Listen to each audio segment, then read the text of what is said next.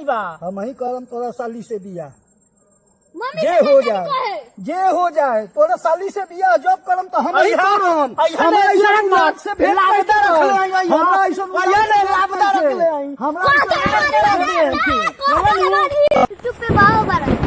मौसी के पटा ले बारन हम जाता नहीं उनका से भेंट करे मौसी के काला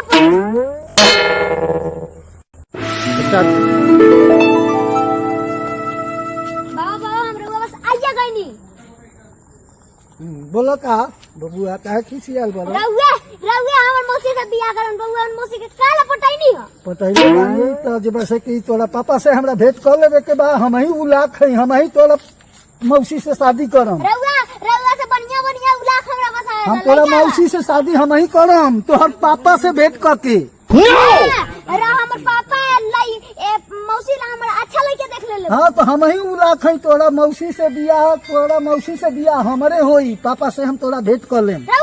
हाँ हमार होई दहेज के लोभी हो गल बा एगो साली बा बियाह सेट करत है कट जाता हाय भगवान हम का करी आखिर शादी हमरे करे बा साली के हम परेशान है क्या करी बैठ का भले बैठ चटना बाबा कॉमेडिया वाला बनू हाँ वो हमर मौसी के पास पटाइले बा मौसी का कहलक हऊ बोललक ह कि हम रउआ मौसी से बियाह करम अपन पापा से भेंट करा दियो चटना बाबा वीडियो वाला बाबा जाए है नु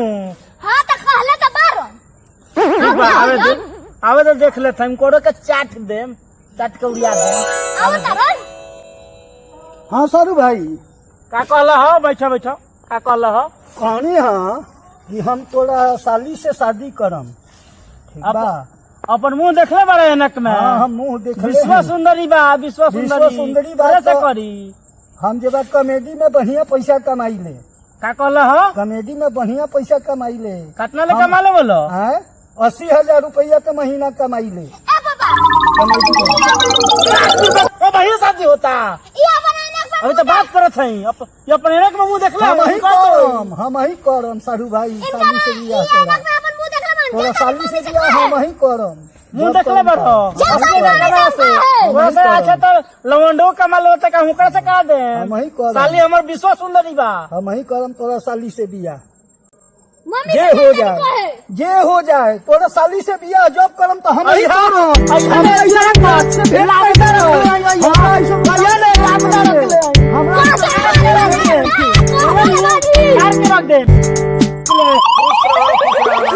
एगो साली से हम परेशान हो गए हैं अच्छा दहेज देखते हैं कितना आसमान पर चल रहा है तो सात साली हमर विश्व सुंदरी बा अच्छा चटनावा बाबू यूट्यूब पर कॉमेडी बनावला हाँ तो हम रंगदारी से कहता कि तोरा साली से हम बियाह करम अपन एनक में मुंह देखले बा ये हो लेकिन एगो बात कमाला बढ़िया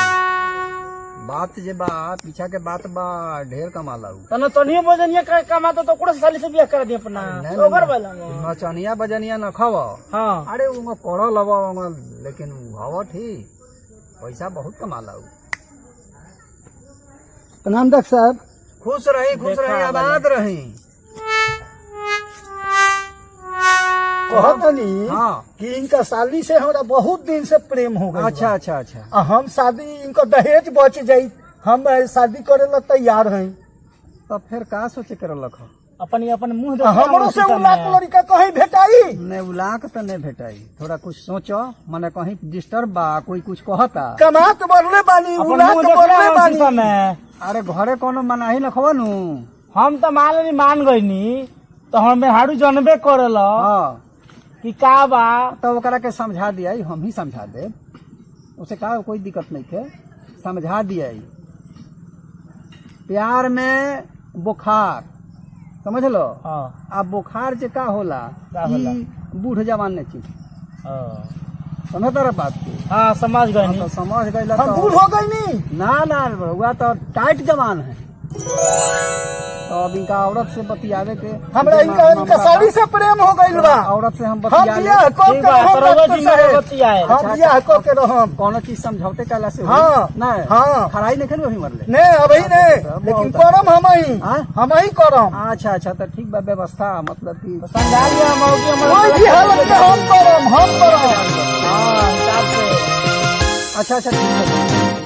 गौने आ रहे तो 4 जन को ससुर के दांत तोड़ देले रहे। नमस्कार, ई कॉमेडी रउआ लोग के मनोरंजन में बनावल गल बा। एकरा के सीरियसली में नहीं लेवे के एकरा के जे बा से खराब नहीं माने के। रउआ जहाँ मर्जी हो जैसे मर्जी हो रउआ लोग अपन शादी कर सकीला। ये एगो हास्य कॉमेडी बा। अधिक लाइक करम, अधिक लाइक करम, कमेंट करम। जय हिंद, जय भारत। और अधिक से अधिक शेयर करो।